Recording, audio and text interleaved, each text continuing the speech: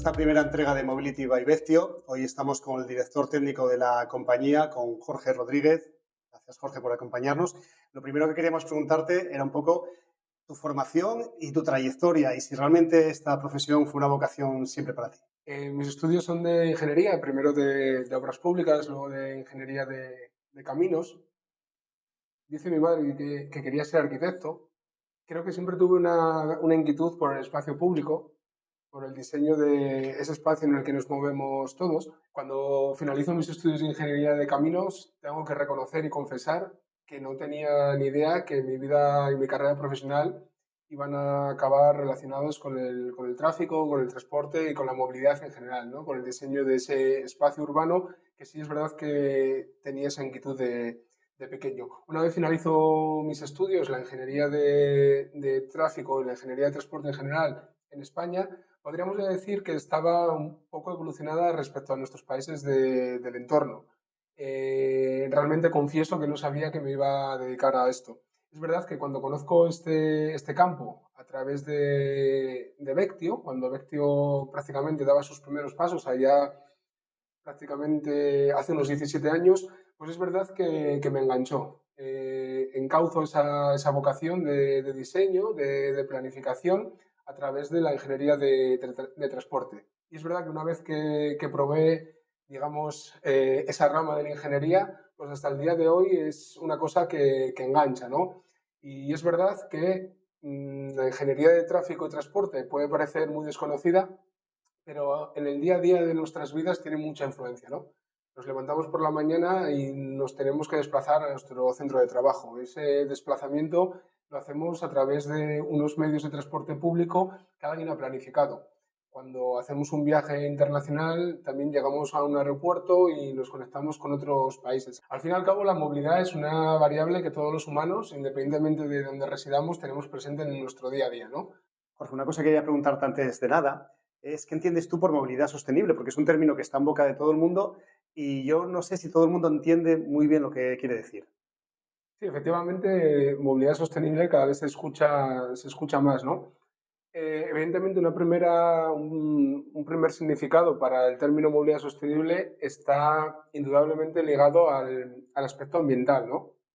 Evidentemente, estamos en un contexto necesario de reducción de emisiones contaminantes y la movilidad y el tráfico concretamente es la principal fuente de emisiones de contaminación en el ámbito urbano, con lo cual, sin duda, movilidad sostenible quiere decir una manera, digamos, más sostenible ambientalmente de movernos. Quizás se hable menos del aspecto sostenible, social y económico. ¿Y qué quiere decir que la movilidad sea sostenible desde el punto de vista social? Que si planificamos nuestras ciudades simplemente para que la gente se mueva en vehículo privado, tenemos que saber que hay un porcentaje de familias y de ciudadanos que no tienen ese vehículo disponible o que teniendo los recursos para disponer del mismo, deciden no poseer un vehículo privado. Es decir, si estamos planificando nuestras ciudades, nuestros espacios urbanos para movilidad en vehículo privado, socialmente estamos dejando fuera a aquellos ciudadanos que prácticamente representan un tercio de la población en los países de nuestro entorno que no tienen un vehículo. Con lo cual hay un aspecto, digamos, sostenible socialmente o visto de otra manera, insostenible socialmente si solo planificamos nuestras ciudades para la movilidad en vehículo privado. Y luego, sumado a la sostenibilidad ambiental y a la sostenibilidad social que acabo de comentar, sí que me gustaría destacar la sostenibilidad económica. Digamos que son tiempos en los que se está empezando a debatir si debemos o no poner peajes en nuestras carreteras, digamos un peaje variable en todas las vías de alta capacidad. Es decir, estamos hablando de la economía del transporte, de lo que cuesta sostener los medios de transporte público, lo que cuesta mantener nuestras carreteras y estas se deben sufragar con peajes. Y esto ligado a la sostenibilidad económica, como digo, ¿qué quiere decir? Evidentemente, desde el punto de vista económico y de la eficiencia económica, movernos en un vehículo privado, cada uno de nosotros, con una persona en un vehículo, con una ocupación media de una persona vehículo, económicamente no es sostenible. independientemente de que la persona, los gobiernos, la administración tengan los recursos para sufragar eso. No es sostenible. Con lo cual, a modo de resumen, cuando hablamos de movilidad sostenible, a mí me gusta remarcar sobre todo, sumado a la parte ambiental, que es irrenunciable, la parte social y económica.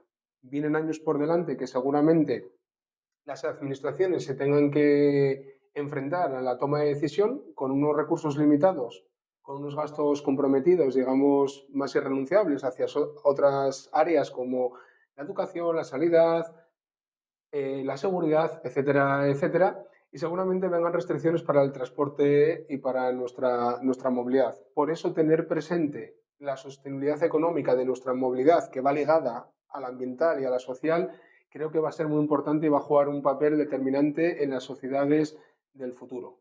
Tenemos que planificar nuestros espacios para que, independientemente de los recursos que tengas disponibles o de los espacios en los que te toque vivir y trabajar, no haya ningún tipo de segregación, ni de la parte social, ni de la parte económica, ni de la parte ambiental. Yo creo que esas tres vertientes de la palabra sostenibilidad es muy importante que hablemos de ellas, que los ciudadanos, nuestros representantes políticos lo tengan presentes.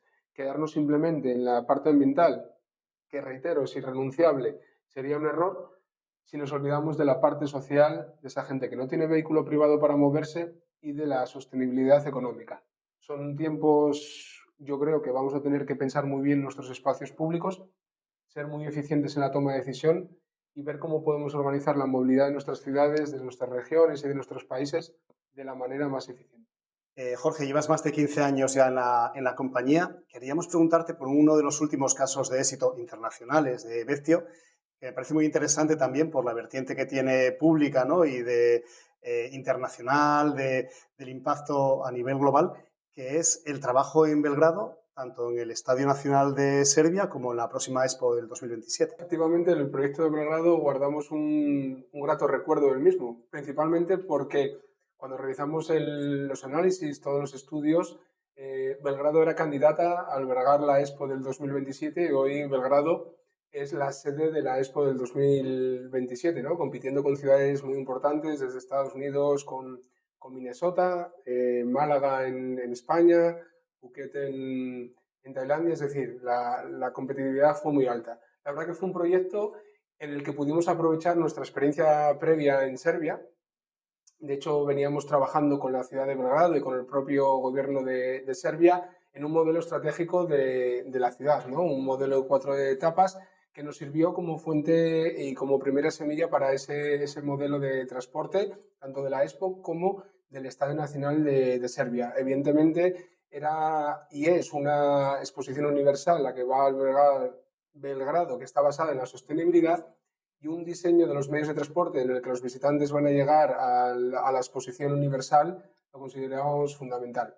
Fue un proyecto muy intenso, con un modelo de macrosimulación, de microsimulación, que posteriormente extendimos para analizar todo el Estadio Nacional de Serbia. Otro gran reto, porque cuando te pones a hacer un estudio de tráfico para un estadio de 52.000 personas, no tienes una guía en el que te diga cuánto genera de movilidad, cuánto genera de vehículos, cuánto genera de transporte público un evento de esas características.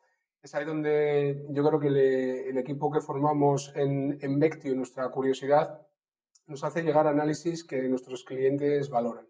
Evidentemente tuvimos que ver y analizar experiencias pasadas de estadios, en este caso UEFA y FIFA, de estas características y hacer una tarea de investigación cómo llegan los visitantes al estadio. Como te digo, no hay una normativa en la que sabemos que una hora antes del partido llega al 40%.